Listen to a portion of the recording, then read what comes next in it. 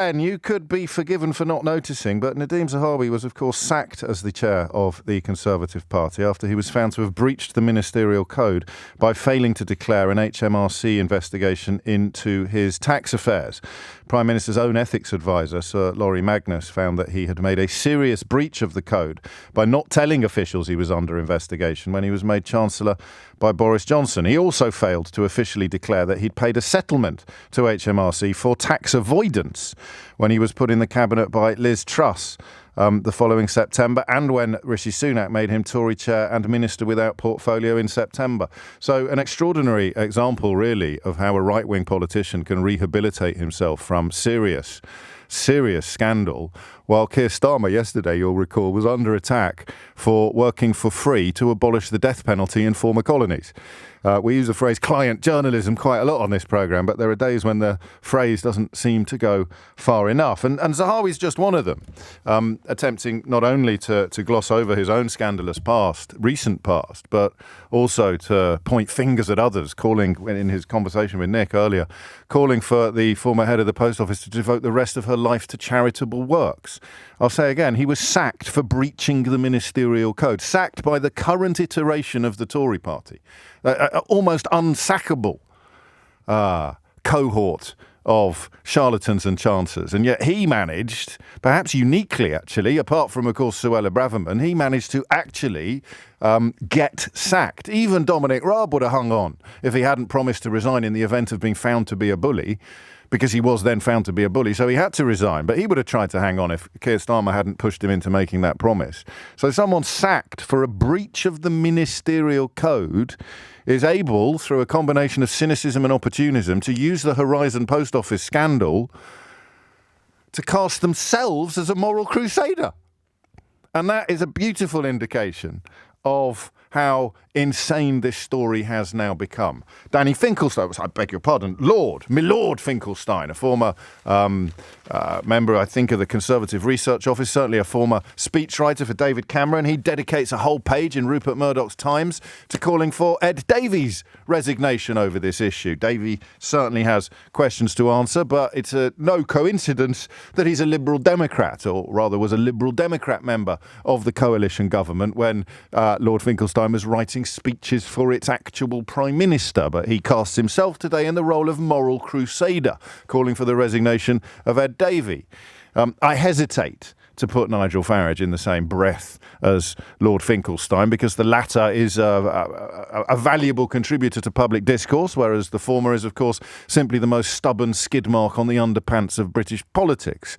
But Nigel Farage has used the opportunity to call for Keir Starmer to answer questions about why he didn't do more to stop this scandal. And all of them remain silent about the fact that as Chancellor of the Exchequer, Rishi Sunak oversaw the award of billions, that's a B, lest you're in any doubt at all, billions of pounds worth of contracts to Fujitsu, the architects, of course, of the disastrous Horizon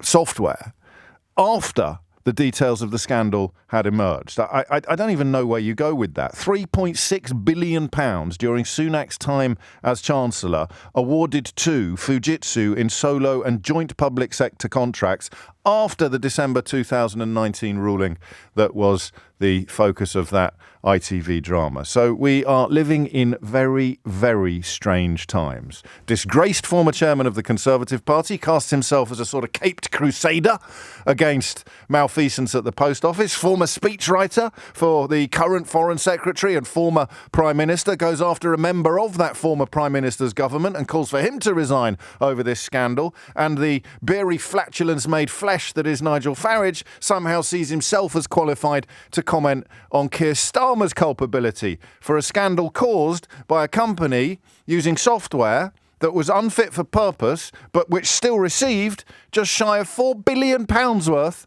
of public money in contracts from the current government after the details of their scandal had emerged. And you think I exaggerate, don't you, when I talk about the incestuous relationship between right-wing politicians and right-wing media. You think I go a little bit too far sometimes when I tell you that they can pretty much do a lap of honour around a newspaper column or a television studio or a radio studio for being wonderful, upright people without it even being mentioned once that they got sacked for breaching the ministerial code and not telling prime ministers the truth about their own tax affairs. Oh, what a tangled web we weave when first we practice to deceive. It's all gone a bit bonkers now, hasn't it? I told you it would. I didn't think it would go this bonkers. I really didn't. I have to correct something from yesterday's programme. I suggested that the numbers weren't that extraordinary, but another caller, it was Jane, I think was her name, a TV producer who rang in towards the end of yesterday's conversation and pointed out that the consolidated figures would go through the roof. So by the time everyone's caught up on catch-up or watched it via different methods, that idea of us all sitting down at 8 o'clock on a Friday night, with a couple of glorious exceptions, it doesn't really apply anymore. But the programme Mr. Bates versus the Post Office has become ITV's best performing new drama for 3 years. It's hit about 9.2 million viewers and it's still rising. That was the first episode. I think the figures are still rising. The series has pulled in viewing figures of 14.8 million on ITVX alone. The series was streamed 12.3 million times in 8 days. So those consolidated figures are going to continue to rise. And that's what I want to talk about today. I want to talk about the combination of genuine lessons, if you like, substantive lessons, and the sort of almost hysterical moral panic that has now kicked in. You will know that shortly after we came off air yesterday, Paula Venels gave back her CBE. Partly perhaps in response to the scale of the petition calling for her to do precisely that, although more likely in response to the actual detail of the revelations that are now reaching a much, much wider audience than they had reached before. More than 100 further potential victims have come forward in recent weeks. And for reasons that we'll never be able to pin down precisely, the coverage of this story, the facts of which have been known for years, the facts of which were known when Rishi Sunak, as Chancellor, decided to award billions of pounds worth of contracts to the company responsible, ultimately, for the false imprisonment and the false conviction of hundreds of sub-postmasters. The facts are now reaching parts that no other form of media has managed to reach. And I don't quite get it. I don't quite get it. I think I understand this Zahawi, Farage, Finkelstein triangle rather better than I understand the rest of it, using this opportunity to score political points for your own self, in Farage's case, or your own party, in the case of Finkelstein and Zahawi. That's as old as the hills, and the fact that 80% of our print media certainly leans very, very heavily towards the Tory party gives them an almost free swing at the story and the freedom to use it as an attempt to pursue their own political vendettas. But for the rest of us, what are we taking away from this story? What are we learning? What is this story about? And what should... I'll tell you what I want to ask you today. I want you to tell me how you want this story to change the world. I think that there is an element of might being right. There is a presumption that a doughty, weighty institution such as the Post Office, populated by people with CBEs and fancy titles, must be correct, even when hundreds and hundreds and hundreds of little people queue up to insist that it isn't. I think that there's racism involved in this. In fact, there's evidence of racism in some of the documents and paperwork attached. A disproportionate number of sub-postmasters from a South Asian background, and that perhaps has contributed to a failure to properly credit them with agency, never mind integrity. There's a David and Goliath element to it, and yet, of course, the Bible teaches us that David can kill Goliath. I guess we still haven't really learnt the lesson that might is not right, that size is not everything.